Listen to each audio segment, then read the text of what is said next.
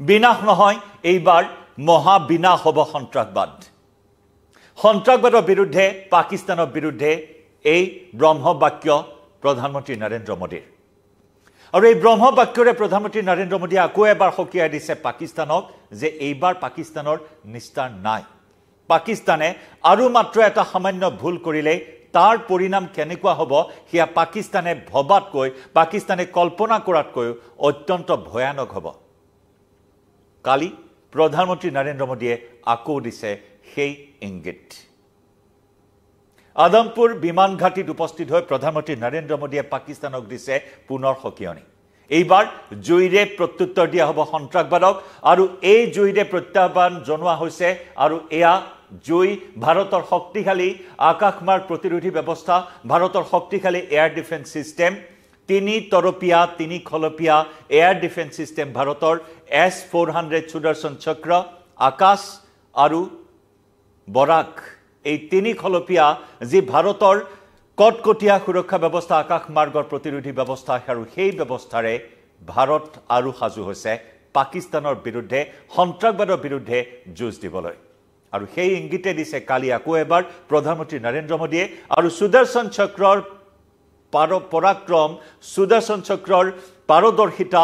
যি প্ৰদৰ্শন সুদৰ্শন চক্ৰে আগবঢ়ালে, ভাৰতৰ শক্তিশালী এয়াৰ ডিফেন্স ছিষ্টেমে আগবঢ়ালে, 3 তৰপীয়া এয়াৰ ডিফেন্স ছিষ্টেমে পাকিস্তানক থকা সৰকা কৰিলে, পাকিস্তানে তিষ্ঠিবই নোৱাৰিলে ভাৰতৰ আকাশমাৰ্গ প্ৰতিৰোধী ব্যৱস্থাৰ সন্মুখত। এইবাৰ আৰু এখোপ ওপৰত এই মুহূৰ্তত চিন্তা চৰ্চা কৰিছে ভাৰতে। আৰু এই আৰু এখোপ যি চৰা চিন্তা চৰ্চা ভাৰতে কৰিছে সেয়া হৈছে S-500। এইবাৰ S-500ৰে সকীয়নি পাকিস্তানক। এইবাৰ ৰাছিয়াৰ পৰা ভাৰতে আনিব S-500, 400তকৈও আৰু শক্তিশালী S-500ৰে এইবাৰ সাজু হৈছে ভাৰত পাকিস্তানৰ বিৰুদ্ধে। নমস্কাৰ প্ৰিয় দৰ্শক, মই জয়ন্ত মাধৱ গোস্বামীয়ে আপোনাক স্বাগতম জনাইছোঁ নিউজ 18 অসম নৰ্থ ইষ্টৰ ডিজিটেল লাইভলৈ। পেহেলগাম কাণ্ডৰ পাছত সমগ্ৰ দেশবাসীৰ মাজত যি ক্ষোভৰ জুই জ্বলি আছিল, আৰু সেই জুই অপাৰেশ্যন সিন্দুৰে কিছু নিৰ্বাপিত কৰিছে। কিন্তু এতিয়াও উমি উমি ভাৰতবাসীৰ মনত, হৃদয়ত ক্ষোভ জ্বলিয়েই আছে পাকিস্তানৰ বিৰুদ্ধে। আৰু সেই একেখিনি ক্ষোভ জ্বলি আছে ভাৰত চৰকাৰৰ মাজতো। কেন্দ্ৰীয় চৰকাৰেও এই ক্ষেত্ৰত অতি গুৰুত্ব সহকাৰে, অতি সন্তৰ্পণে প্ৰতিটো পদক্ষেপ হাতত লৈছে পাকিস্তানৰ বিৰুদ্ধে। কূটনৈতিক সম্পৰ্কই হওক বা সামৰিক ক্ষেত্ৰতে হওক, সকলোখিনি পদক্ষেপ এই মুহূৰ্তত ভাৰতে অতি সফলতাৰে আগুৱাই লৈ গৈছে। এটা এটা সবল খোজ, এটা এটা সফল খোজেৰে পাকিস্তানক সমুচিত প্ৰত্যুত্তৰ দি গৈছে ভাৰতে। তাৰ মাজতে যুদ্ধবিৰতি, কিছুদিনৰ সাময়িক যুদ্ধবিৰতি, আৰু এই যুদ্ধবিৰতিৰ সময়ছোৱাত ভাৰতে কিন্তু এতিয়াও বিশ্বাস কৰিব পৰা নাই পাকিস্তানক। কাৰণ পাকিস্তান কেতিয়াও বিশ্বাসত লোৱা দেশেই নহয়। পাকিস্তানৰ চৰিত্ৰ কেতিয়াও বিশ্বাসত লোৱা চৰিত্ৰ নহয়। সেই চৰিত্ৰ পাকিস্তানে বাৰে বাৰে উন্মোচিত কৰি আহিছে। পাকিস্তানক বিশ্বাসত লোৱা মানে আৰু অধিক বিপদ চাপিব পাৰে ভাৰতৰ বাবে। সেইবাবে এইবাৰ ভাৰত নাচুৰবান্দা, ভাৰত এইবাৰ অত্যন্ত কঠিন, ভাৰত এইবাৰ অত্যন্ত কঠোৰ হৈছে প্ৰতিটো পদক্ষেপ গ্ৰহণ কৰাৰ ক্ষেত্ৰত। চালি জাৰি চাই ভাৰতে প্ৰতিটো সিদ্ধান্ত গ্ৰহণ কৰিছে। নিজৰ স্থিতিত অটল আছে ভাৰত। যদিওবা আমেৰিকাৰ ৰাষ্ট্ৰপতি ডোনাল্ড ট্ৰাম্পে ক্ৰেডিট খোৱাৰ বাবে, বাণিজ্যৰ বাবে যুদ্ধবিৰতি হোৱা বুলি সমগ্ৰ বিশ্বক অৱগত কৰিছে, আৰু সেই কথা ডোনাল্ড ট্ৰাম্পৰ সেই যুক্তি পোনচাতেই ভাৰতে অস্বীকাৰ কৰিছে। ডোনাল্ড ট্ৰাম্পৰ সেই অযুক্তিকৰ কথা সম্পূৰ্ণৰূপে অস্বীকাৰ কৰিছে ভাৰতে। আৰু ভাৰতৰ যি কূটনৈতিক নীতি, ভাৰতৰ যি সামৰিক নীতি পাকিস্তানৰ বিৰুদ্ধে গ্ৰহণ কৰা হৈছে, আৰু তাতেই ভীতিগ্ৰস্ত পাকিস্তানে ভাৰতৰ ভৰিত ধৰিবলৈ বাধ্য হৈ যুদ্ধবিৰতিৰ প্ৰস্তাৱ আগবঢ়াবলৈ বাধ্য হৈছে। আৰু সেইবাবে এতিয়া ভাৰতে পাকিস্তানক কেতিয়াও বিশ্বাসত নলয়, কাৰণ পাকিস্তানে শান্তি বিচৰা কথাটো কেতিয়াও গ্ৰহণযোগ্য নহয়। এক হাস্যকৰ কথা, পাকিস্তান আৰু শান্তি তেল আৰু পানীৰ দৰে সম্পৰ্ক, এক অহিনকুল সম্পৰ্ক শান্তি আৰু পাকিস্তানৰ মাজত। আৰু সেই পাকিস্তানে শান্তি বিচাৰিব সেয়া হ'বই নোৱাৰে, সেয়া ভালদৰে জানে ভাৰতে। আৰু সেইবাবে ভাৰতে এইবাৰ নিজৰ স্থিতিত অটল আছে। সন্ত্ৰাসবাদৰ বিষয়টো আলোচনা নোহোৱা পৰ্যন্ত সিন্ধু জলচুক্তি বাহাল ৰখাৰ সিদ্ধান্ত গ্ৰহণ কৰিছে বিদেশ মন্ত্ৰণালয়ে। POKক লৈহে আলোচনা কৰা হ'ব। POK, পাক অধিকৃত কাশ্মীৰ, যি অবৈধভাৱে 1947 চনত পাকিস্তানে দখল কৰিছিল, সেয়া খালী কৰাৰ নিৰ্দেশ দিয়া হৈছে ভাৰতে। গতিকে এইবাৰ ভাৰতে এনেদৰে আগ্ৰাসী ৰূপ ধাৰণ কৰিছে য'ত নেকি পাকিস্তানে এইবাৰ কি কৰিব কি নকৰিব ক'ত লুকাব ক'ত যাব এনেকুৱা এটা পৰ্যায় এনেকুৱা এটা স্থিতি হৈছে গৈ পাকিস্তানৰ আৰু সেইবাবেই পাকিস্তানক এইবাৰ বিশ্বাসত নলয় ভাৰত সম্পূৰ্ণৰূপে সাজু ভাৰতে এইবাৰ এনেকুৱা ঢাল প্ৰয়োগ কৰিব এনেকুৱা ধৰণৰ পৰিকল্পনা প্ৰয়োগ কৰিব যে পাকিস্তানে আৰু ভৱিষ্যতে পাকিস্তানৰ ভৱিষ্যত প্ৰজন্মই ভাৰতৰ নাম শুনিলে ভয় খাব লাগিব এনে ধৰণৰ পন্থা এইবাৰ ঢাল ভাৰতে ব্যৱহাৰ কৰিব আৰু যি নেকি S-400ৰ পাৰদৰ্শিতা S-400ৰ প্ৰদৰ্শন বা ভাৰতৰ তিনি খলপীয়া যি 3 লেয়াৰ এয়াৰ ডিফেন্স সিস্টেম আছে S-400 আমি ইতিমধ্যে জনাইছো আকাশ দেশীয় প্ৰযুক্তিৰে নিৰ্মিত ভাৰতৰ এয়া আকাশমাৰ্গ প্ৰতিৰোধী ব্যৱস্থা আকাশে এবাৰ সুন্দৰ পাৰফৰমেন্স আগবঢ়াইছে প্ৰদৰ্শন আগবঢ়াইছে পাকিস্তানৰ বিৰুদ্ধে লগতে বৰাক এই তিনি যি খলপীয়া ভাৰতৰ শক্তিশালী এয়াৰ ডিফেন্স আছে তাৰ ভিতৰত যি S-400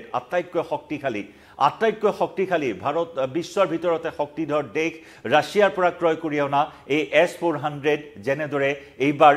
ভাৰতে পাকিস্তানে নিক্ষেপ কৰা মিসাইল ইন্টাৰসেপ্ট কৰিবলৈ সক্ষম হ'ল চিনাক্ত কৰিবলৈ সক্ষম হ'ল তাক ধ্বংস কৰিবলৈ সক্ষম হ'ল আৰু তাৰ পিছতে এতিয়া ভাৰতে যি S-400ৰ পৰীক্ষা সফলতাৰে সম্পন্ন কৰিলে পাকিস্তানৰ বিৰুদ্ধে ভাৰতৰ আত্মবিশ্বাস পুনৰ দুগুণে বৃদ্ধি পাইছে ইয়াতকৈ আৰু খুব ওপৰত ভাবিছে ভাৰতে আৰু যাৰ বাবে আন এক এডভান্স সবাতোকৈ শক্তিশালী আকাশমাৰ্গ প্ৰতিৰোধী ব্যৱস্থা S-500ৰ বাবে ৰাছিয়াৰ সৈতে যোগাযোগ কৰিছে ভাৰতে অত্যন্ত গুৰুত্বপূৰ্ণ খবৰ এইখিনি মুহূৰ্তত আমি জনাইছো আপোনালোকক কাৰণ S-400 2021 চনত প্ৰথম পঞ্জাবত স্থাপন কৰা হৈছিল পাকিস্তানৰ ফালৰ পৰা হ'ব পৰা আকাশ আক্ৰমণ প্ৰতিৰোধ কৰিবৰ বাবে 2021 চনত সৰ্বপ্ৰথম পঞ্জাবত স্থাপন কৰা হৈছিল ৰাছিয়াৰ পৰা ক্ৰয় কৰি অনা S-400 আৰু হেউটিয়াকৈ অপাৰেশন সিন্দুৰৰ সময়ত পাকিস্তানে দিল্লীলৈ লক্ষ্য কৰি দুটাকৈ মিসাইল নিক্ষেপ কৰিছিল ফাটেহ 2 নামৰ পাকিস্তানৰ সেই শক্তিশালী মিসাইল দিল্লীক টাৰ্গেট কৰি নিক্ষেপ কৰা হৈছিল আৰু সেই দুইটা বিধ্বংসী ক্ষেপণাস্ত্ৰক ভাৰতৰ এয়াৰ ডিফেন্স সিস্টেমে ধ্বংস কৰিবলৈ সক্ষম হৈছিল আৰু ইয়াৰ লগে লগে প্ৰথমবাৰৰ বাবে ৰাছিয়াত নিৰ্মিত এই এয়াৰ ডিফেন্স সিস্টেম সুদৰ্শন চক্ৰ যাক ভাৰতে সুদৰ্শন চক্ৰ নামেৰে নামাঙ্কিত কৰিছে S-400 আৰু সেই S-400ৰ শক্তি আৰু সামৰ্থ্য প্ৰতিপন্ন কৰিবলৈ সক্ষম হৈছে প্ৰমাণিত কৰিবলৈ সক্ষম হৈছে ভাৰতে পাকিস্তানৰ বিধ্বংসী মিসাইল ভাৰতৰ আকাশত ধ্বংস কৰি আৰু এই এয়াৰ ডিফেন্স সিস্টেম যি S-400 বা S-500ৰ যেটো ৰেঞ্জ 600 কিলোমিটাৰ দূৰত্বলৈ ইন্টাৰসেপ্ট কৰিব পৰা ক্ষমতা লগতে 400 কিলোমিটাৰ ব্যাসাৰ্ধৰ ভিতৰত থকা লক্ষ্যক আকাশতে ধ্বংস কৰিব পৰা ক্ষমতা আছে এই S-500 আটাইতকৈ সবাতোকৈ শক্তিশালী তথা advanced air defence system S-500 600 kilometre দূৰত্ব পৰ্যন্ত লক্ষ্যবস্তুক চিনাক্ত কৰিব পাৰে 400 কিলোমিটাৰ ব্যাসাৰ্ধৰ ভিতৰত লক্ষ্যবস্তুক ধ্বংস কৰিব পৰা ক্ষমতা আছে আকাশত S-500ৰ আৰু S-400ৰ যদি আমি কথা কওঁ 2018 চনত ভাৰতে প্ৰায় 50,000 কোটি টকাৰ চুক্তি এই চুক্তি মতে 5টা আকাশ প্ৰতিৰক্ষা ব্যৱস্থা ক্ৰয় কৰিছিল ৰাছিয়াৰ পৰা 2018 চনত ইতিমধ্যে আমি জনাইছো 2021 চনত পঞ্জাবত প্ৰথমে স্থাপন কৰা হৈছিল আৰু এতিয়া যেহেতু যুদ্ধৰ পৰিসৰ যথেষ্ট বৃদ্ধি পোৱাৰ সম্ভাৱনা আহি পৰিছে যুদ্ধৰ পৰিসৰ যথেষ্ট বিস্তৃত ৰূপত হ'ব পৰা সম্ভাৱনা কথা ব্যক্ত কৰা হৈছে এই যুদ্ধ দীৰ্ঘস্থায়ী হ'ব বুলি বিভিন্ন সামৰিক বিশেষজ্ঞসকলে প্ৰকাশ কৰিছে য'ত চীন জড়িত হৈ পৰিব বাংলাদেশ জড়িত হৈ পৰিব পাৰে গতিকে ভাৰতৰ বাবে যিসমূহ স্পৰ্শকাতৰ স্থান আছে য'ত আক্ৰমণ কৰিব পৰা স্থান আছে ইতিমধ্যে আমি দেখুৱাইছো বা ভাৰতবাসীয়ে দেখিছে বিশ্ববাসীক ভাৰতে দেখুৱাই দিছে ওয়েষ্টাৰ্ণ জোন গুজৰাট ৰাজস্থান পঞ্জাবত যেনে ধৰণৰ আক্ৰমণ জাউৰিয়ে ড্ৰোন নিক্ষেপ কৰি পাকিস্তানে ভাৰত আক্ৰমণৰ চেষ্টা চলালে তাক সমুলাঞ্চে ভাৰতে ধ্বংস কৰি পেলালে ভাৰতৰ আকাশ মাৰ্গত এটাও ড্ৰোন এটাও ৰকেট এটাও মিসাইল লক্ষ্যত আঘাত হানিব নোৱাৰিলে পাকিস্তানে তাৰ সমুচিত প্ৰত্যুত্তৰ ভাৰতে দিলে পাকিস্তানক S-400 আকাশ ভাৰতৰ দেশীয় প্ৰযুক্তিৰে নিৰ্মিত আকাশৰ জৰিয়তে বা ৰাছিয়াৰ পৰা ক্ৰয় কৰা S-400ৰ জৰিয়তে গতিকে তেনেস্থলত 2018 চনত 50,000 কোটি টকাৰে মূলত এনে 5টা আকাশমাৰ্গ প্ৰতিৰোধী ব্যৱস্থা ক্ৰয় কৰিছিল ৰাছিয়াৰ পৰা ৰাছিয়াৰ লগত চুক্তি কৰিছিল আৰু এই পাঁচটাৰ উপৰিও এতিয়া ভাৰতে চীন বাংলাদেশ আদি দেশৰ পৰা হ'ব পৰা সম্ভাৱ্য আক্ৰমণ প্ৰতিহত কৰিবৰ বাবে আৰু অধিক S-400 লগতে সবাতোকৈ এডভান্সড আৰু শক্তিশালী এয়াৰ ডিফেন্স সিস্টেম S-500 এতিয়া ৰাছিয়াৰ পৰা বিচাৰিছে ৰাছিয়াৰ সৈতে যোগাযোগ কৰা হৈছে এই বিষয়ত আৰু ৰাছিয়াৰ পৰা ক্ৰয় কৰিব বিচাৰিছে ভাৰতে আৰু এই স্থানসমূহত বিশেষকৈ চীনে আক্ৰমণ কৰিব পৰা স্থানসমূহত বা বাংলাদেশে যদি আক্ৰমণ কৰে সেই স্থানসমূহত পুনৰ স্থাপন কৰা হ'ব শক্তিশালী এয়াৰ ডিফেন্স সিস্টেম যিয়ে ক্ৰুজ বেলিষ্টিক মিসাইলৰ পৰা আৰম্ভ কৰি ড্ৰোন যুদ্ধ বিমান ৰকেট আদিও ইন্টাৰসেপ্ট কৰিব পাৰে চিনাক্ত কৰিব পাৰে আৰু তাক প্ৰতিৰোধ কৰিব পাৰে এনেদৰে ভাৰত এই মুহূৰ্তত সাজু হৈ উঠিছে আমি ইতিমধ্যে উল্লেখ কৰিছো drone cruise missile fighter jet যুদ্ধ বিমান ৰকেট সকলো প্ৰতিৰোধ কৰিব পৰা ক্ষমতা আছে আৰু বিশেষকৈ F-35 B2 বাম্পাৰ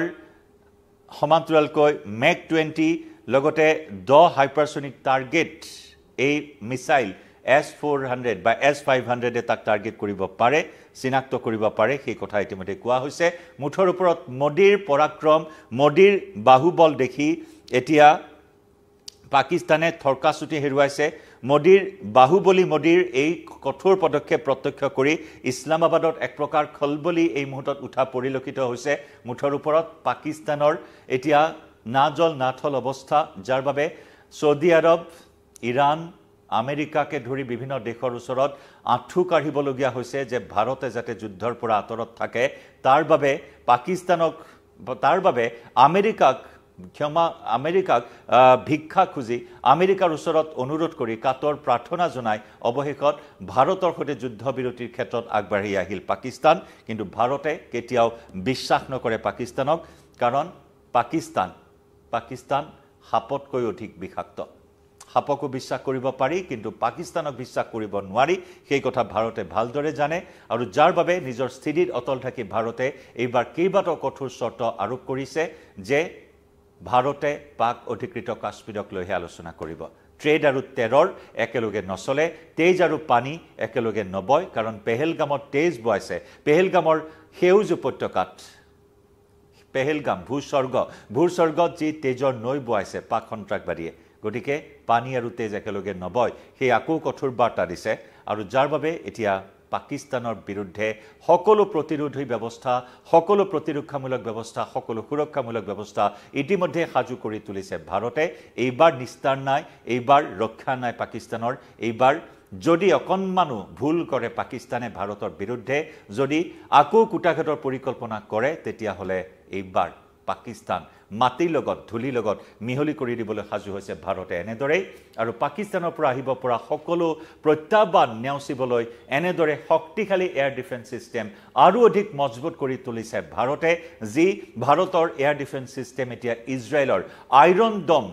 আকাশমাৰ্গ প্ৰতিৰোধী ব্যৱস্থাতকৈ শক্তিশালী হিচাপে বিবেচিত হৈছে পৰিগণিত হৈছে বা পাকিস্তানৰ বিৰুদ্ধে যুঁজা এই আকাশমাৰ্গৰ ৰণখনত ভাৰতে নিজকে দেখুৱাই দিছে কিমান শক্তিশালী ভাৰত গতিকে লক্ষণীয় হ'ব পাকিস্তানে ভাৰতৰ এই হকিয়নিত এতিয়া সন্ত্ৰাসবাদক নিৰ্মূল কৰাৰ ক্ষেত্ৰত কেনেদৰে ভাৰতক সহযোগিতা আগবঢ়ায় অন্যথা নিস্তাৰ নাই পাকিস্তানৰ এই মুহূৰ্তত লাইভৰ পৰা বিদায় লৈছো ধন্যবাদ